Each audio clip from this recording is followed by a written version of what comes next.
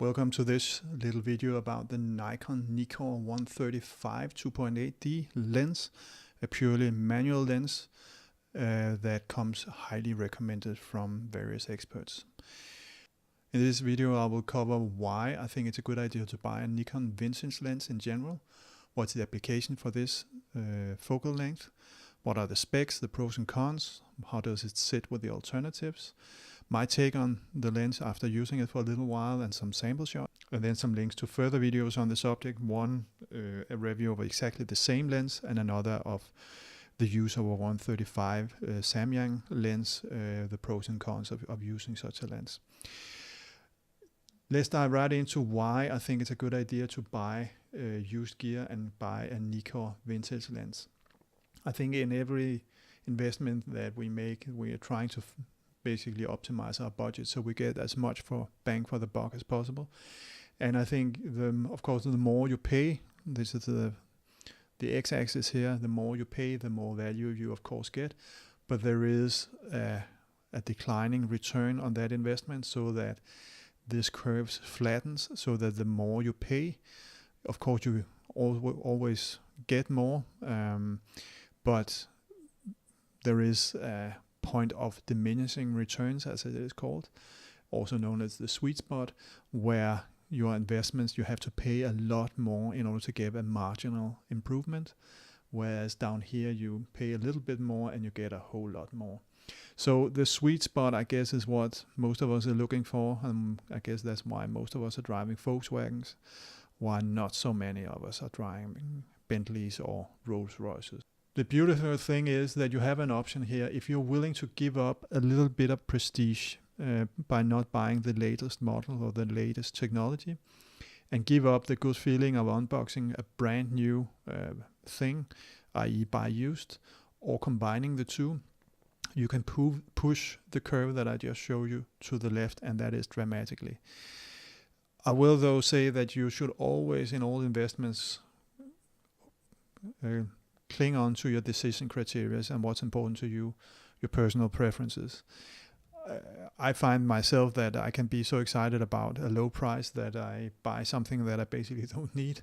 So make sure that you check with your decision criteria that this is for you. But basically you have there an option for the same budget to actually get more value, because you push this curve to the left and hence obtain something at a lower price.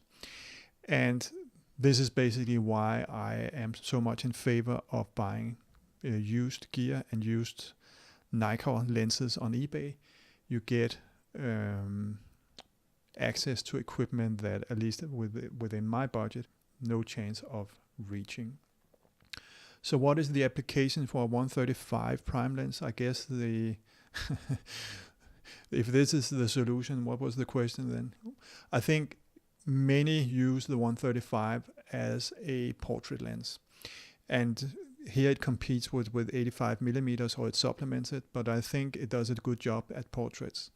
I find I use it also much for still life, especially flowers, but I guess product shoots and so on, it could also serve very well.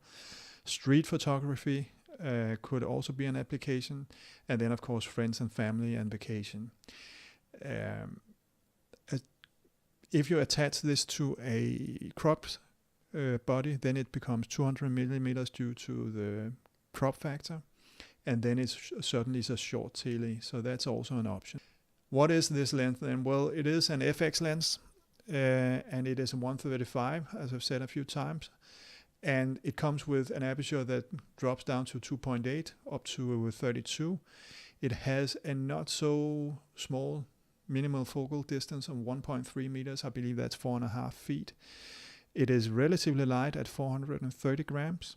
There is no electronics in it whatsoever. Nothing. No vibration reduction, no focus, no CPU contacts, nothing. This is simply glass, but it's glass of very good quality. All in metal, the body that is, and it's made in Japan, and it has a built-in hood, and it is an oldie but goodie, 30 to 40 years old. It will linger on, I think, for many years to come, and we will probably outlive the both of us, so that future generations can benefit from these lenses. The price from eBay is around $200, but check if there's import taxes. I live in Scandinavia, so I always have to pay import taxes from US or Japan, but it is in that price range. Maybe you're lucky can find one for $150, but after the Angry Photographer start talking about this lens, I think the prices have stayed up in this area for quite some time. So what are the pros of this lens? I think first and foremost, you get a professional grade lens at a bargain price. It's tack sharp and all of this. It comes with top reviews, both Ken Rockwell and the Angry Photographer. And I think the Angry Photographer, he's known for using strong words, but he even says it's a cardinal sin not to own this lens. I guess we better own one if you listen to him, which I do, and he has saved me for a lot of money. So when he speaks so warmly about a lens, I actually tend to listen. I would also say that it is light and small compared to, say, a 70 to 200 millimeter zoom, which can be both big, bulky, and heavy thing. And then also it has a wide application in terms of non-Nikon bodies, because there is absolutely no electronics or the like in this. It is simply glass. And I will post you a link to a video by Sean Michael, who has a little review where he uses the lens on a Sony body. What are the cons? Well, first of all, you have to accept manual focus. I think there are some focus peak systems on mirrorless camera bodies that could help you there, but it is a manual focus, and that limits, at least in my case, the application in terms of, moving subjects. I would then switch to another lens, to be quite honest. Then it is a prime lens, meaning that there's no zoom, and as the British say, that goes with the territory. So maybe I'm being king obvious here, but I think it is worth taking into the equation that it is a prime lens. The minimal focal distance is not so minimal. 1.3 meters is, I think, quite a lot, and I think there are alternatives, the Samyang alternatives. I'll post a link to that. That comes much closer. And then I find from using this lens that I walk backwards a lot. Coming from a 35 to 70 millimeter lens, you will find that you will walk backwards a lot. What are the alternatives type-wise? Well, I've talked about the 85 millimeter lens for portraits, but I think also the obvious alternative is the 70 to 200 millimeter zoom lens. And I guess what you prefer is up to you and your personal preferences, but these are the classic alternatives, I would say. What are the cons of 135 over 85 millimeters? I think there is a very good video by Mikael Widell, a Swedish guy. I'll post a link to that. And he talks about subject separation and compression and more creamy bokeh. It becomes a little bit technical. Maybe this is too technical for my taste, but I think if you want to dive more into this video by Mikael, and I haven't misspelled his name, it is spelled correct. This Mikael guy, he has a very good video, and he also has a blog where he talks about this. But notice he doesn't use this lens, he just uses another lens, the Samyang F2, sorry, for his video. But study that if you want some of the comparing the 135 to alternatives lengthwise. Is there a cheaper alternative than this one? Maybe $200 is a lot for you. Yes, there is a 3.5 version for this lens as well, but it is much cheaper.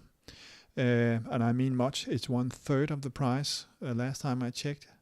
And some say that the 3.5 is even sharper than 2.8.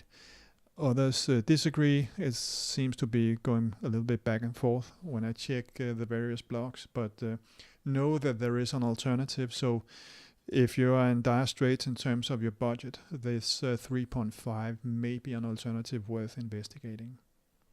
So what is my take on this lens?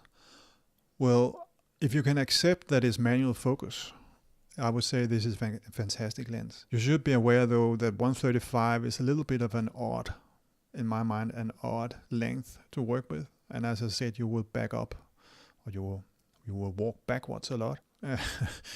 But if you can get used to that, and you can, then this is a fantastic lens. And I'm just showing you here a picture that I took of a flower, and as you can see, the separation to the background is absolutely excellent. The same goes for this picture, where you can see I've taken this with a very shallow depth of field. The tail is out of focus, and it is a very, very small little plastic cow here, but I think you get a feel for the separation of the cow and the background. It is very, very good. And I think that's also what Mikael, the Swedish guy, talks about, that the background separation is absolutely outstanding with a 135 lens. The bouquet, I'm not a bokeh expert as such, but I think it does a really good job. It has 7 blades, this lens. And here you can see this is actually the same flower on a different day, where I just put a glass of water here in the sun just to illustrate how this lens deals with bokeh. And I think, again, it does a good job, and it does a good job in separating the subject from the background here. And then finally, it is sharp. It is tack sharp. If you come home with a picture with this lens where it is not sharp, I will almost guarantee you it is not the lens's problem. And that, of course, is the problem with this lens. I currently have it on a Nikon D750, and I know that if I come home with a poor picture, I can't really blame the body, and I can't really blame the lens, so there's only the photographer left to be blamed. Okay, that's it from me. If you think this video was awful, please a thumbs down and some constructive words to help me improve. If you think this video was great, please a thumbs up and maybe even subscribe to the channel. Some words to help me improve are always welcome. As I promised, here are 2 links to 2 videos that I hope can inspire you further with regards to 135mm in general and Nikkor 135mm in particular. As always, happy shooting. Take care. Bye bye.